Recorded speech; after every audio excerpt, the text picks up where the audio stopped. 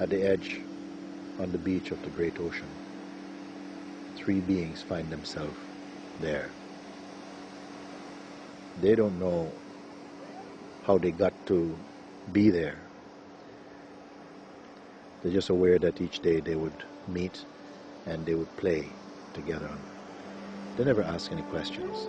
It was enough for them that they existed there. And like this, days went by, weeks, months, seasons change. All of this was taking place there, right at the edge of the ocean. These three beings, they had three different forms and substance. One was made of sand, the sand being or the sand doll. And another being was made of salt. And the third doll, the doll made of tears. One night, something very, very unusual took place.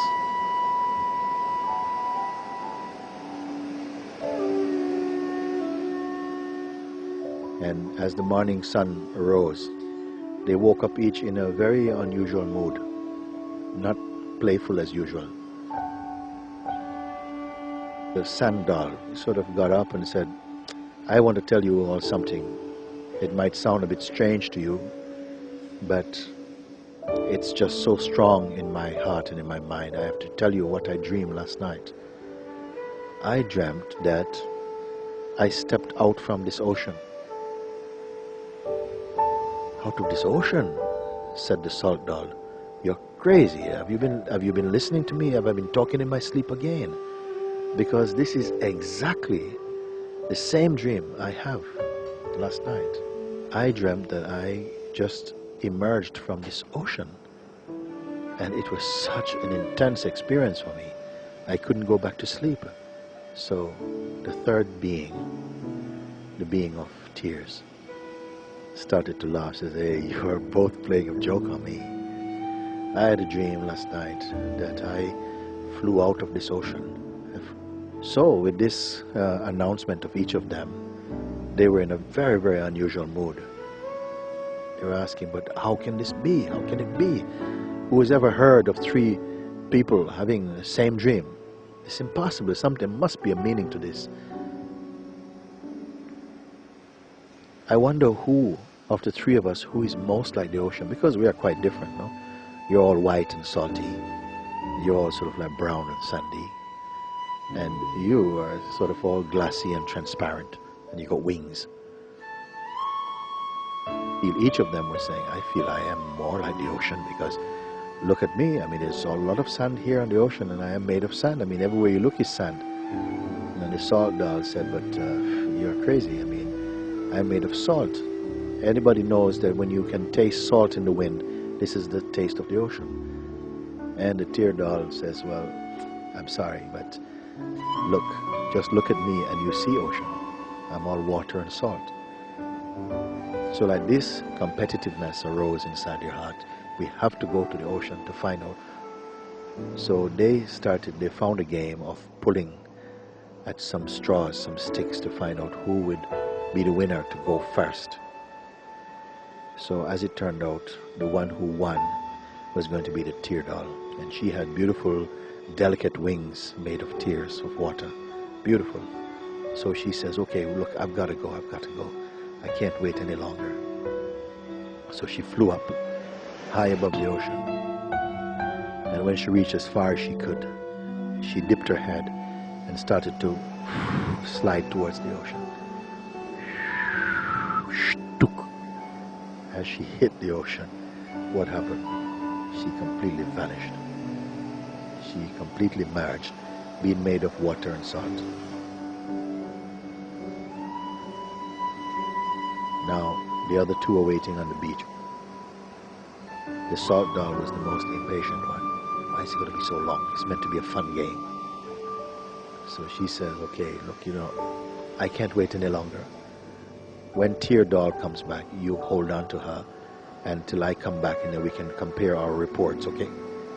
So Sand Doll is the most patient, sitting down quietly. So okay, okay, okay, you go. So Salt Doll begins to walk out into the ocean for the first time, deliberately. But being made of salt, as her feet touch the water, they just begin to disappear also. And then it kept walking, this movement was walking, going. And then she went up to her knees, everything under the knees vanished. And so quickly, then it reached the waist, and then everything under the waist vanished. Every part of her body that came in contact with the ocean began to disappear, everything. Finally, only her turban, also made of salt, was left floating on the surface for a few seconds, and then also vanished. So now 2 dolls have gone to the ocean. None of them have come back to say what they found, who was most like the ocean. Only now the Sand Doll is remaining. And although she's patient, now she's tired. The game is not so much fun. Her friends have gone, and she's alone on this beach. And now the sun is setting and the moon is rising, and the water of the ocean also is somehow seems to be rising, climbing further up into the beach. And she lies down to rest and falls asleep on the sand. Somehow the waves begin to roll in, and in no time the first wave touches her ankles and the feet disappears and becomes all beach sand again. Finally, there's only the arms and the hand, and then that too just vanishes.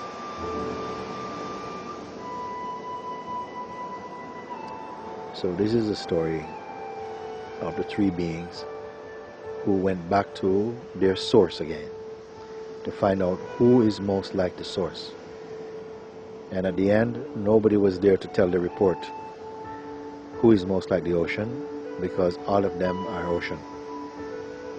They found again their ocean self, their unity. These 3 beings represent spiritual temperaments of human beings, or all beings who are searching for the truth. And somehow at some point we are playing on the beach of existence. But then it comes a time when we don't know how and what makes this happen, when deeper questions begin to be asked. And when those deeper questions they come, somehow our playfulness begins to subside. A new search begins inwardly to find out, where did I come from? And the mind says, oh, let's go and find out. I can tell you where I come from. I come from this place, I come from that place. I come from the unknown, I come from God, I come from heaven, I come from another planet. It has lots of ideas about it. But when it ceases from engaging in ideas and actively dive into its own self to find out, where do I come from, it never resurfaces again, not as ego anymore. The very search puts an end to the seeker, and all that remains is the silence of being.